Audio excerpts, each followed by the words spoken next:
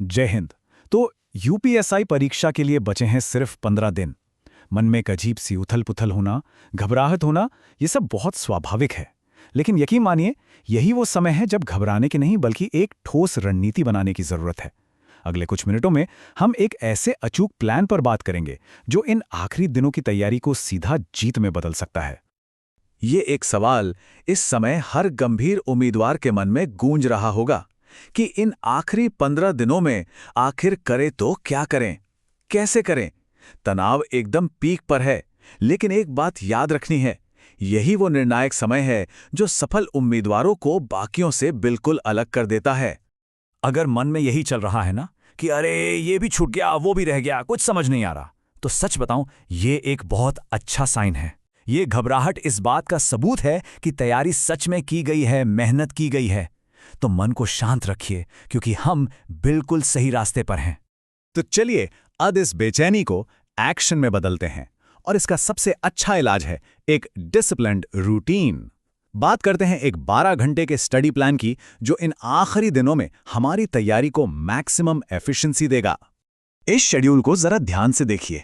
ये सिर्फ घंटों का हिसाब नहीं है, ये हमारी दिमागी ऊर्जा का सही इस्तेमाल है। सुबह जब दिमाग एकदम ताज़ा होता है, तब करंट अफेयर्स और स्टैटिक जीके जैसी याद करने वाली चीज़ें निपटा लेनी हैं। उसके ठीक बाद जीएस और मूल विधि के जो भी कमज़ोर हिस्से हैं, उन पर फोकस करना है।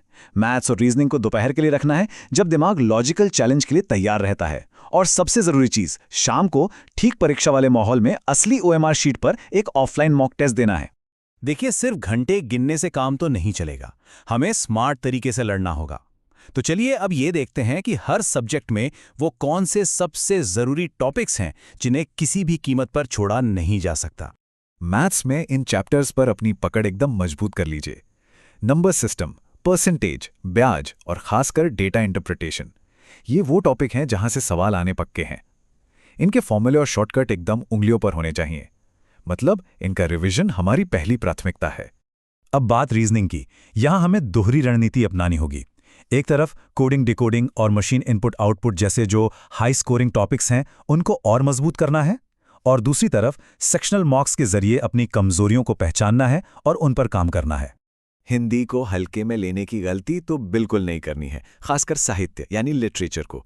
टॉप 100 कवियों की रचनाएं, उनके उपनाम और साहित्य अकादमी, व्यास सम्मान जैसे पुरस्कारों को तो बस रट लेना है। ये सीधे सीधे नंबर दिलाएंगे। साथ ही रस, छंद, अलंकार जैसे व्याकरण के टॉपिक्स का रोज रिवीजन करना ही करना है। जीएस का सिलेबस एक महासागर की तरह है, लेकिन हमें सिर्फ मोती चुनने हैं।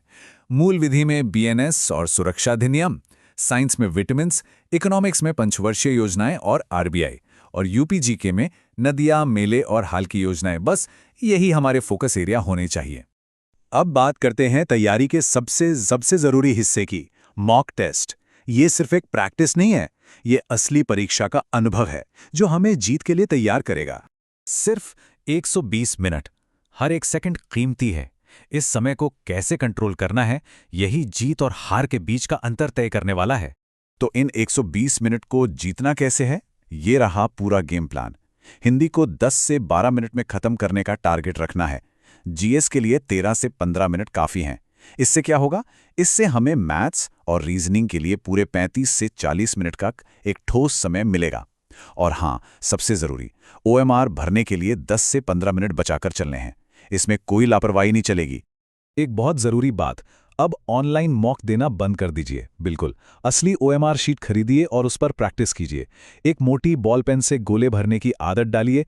टाइमर लगाकर देखिए कि 160 गोले भरने में कितना समय लगता है। ये छोटी सी आदत परीक्षा वाले दिन बहुत सारा समय और नंबर बचाएगी। तो सबसे ज़रूरी बात यह है कि सिर्फ मॉक टेस्ट देना ही काफ़ी नहीं है, उसका एनालिसिस करना सबसे ज़्यादा ज़रूरी है। मॉक टेस्ट एक ब्लड टेस्ट की तरह है और गलतियों का एनालाइज ही उसकी दवा है। हर गलत सवाल से सीखना है ताकि वो गलती दोबारा कभी ना हो। ज्ञान और रणनीति के बाद अब बात करते हैं उस चीज़ की जो सब कुछ एक साथ जोड़े रखती है, और वो है हमारा माइंडसेट। आखिरी 15 दिनों में अपने दिमाग को एक किले की तरह बाहरी दुनिया से सुरक्षित रखना है। अगले 15 दिन बाहरी दुनिया से खुद को पूरी तरह काट लेना है। सोशल मीडिया, बेवजह की बातें और हर किसी की सलाह से दूर रहना है। हमारा एकमात्र काम है शांत मन से रिवीजन करना, OMR पर प्रैक्टिस करना और महीनों की अपनी मेहनत पर पूरा भरोसा रखना। इस समय फोकस ही हमारी सबसे बड़ी ताकत है। और अंत में, जब भी हिम्मत थोड़ी कमजोर पड़े, बस इस एक बात को याद रखना, ये लड़ाई उन चंद सितारों के लिए है जो वर्दी पर चमकेंगे, और वो सितारे आसमान के लाखों करोड़ों सितारों से कहीं ज्यादा खूबसूरत हैं। बस ठान लीजिए, जीत हमारी ही होगी। जय हिंद।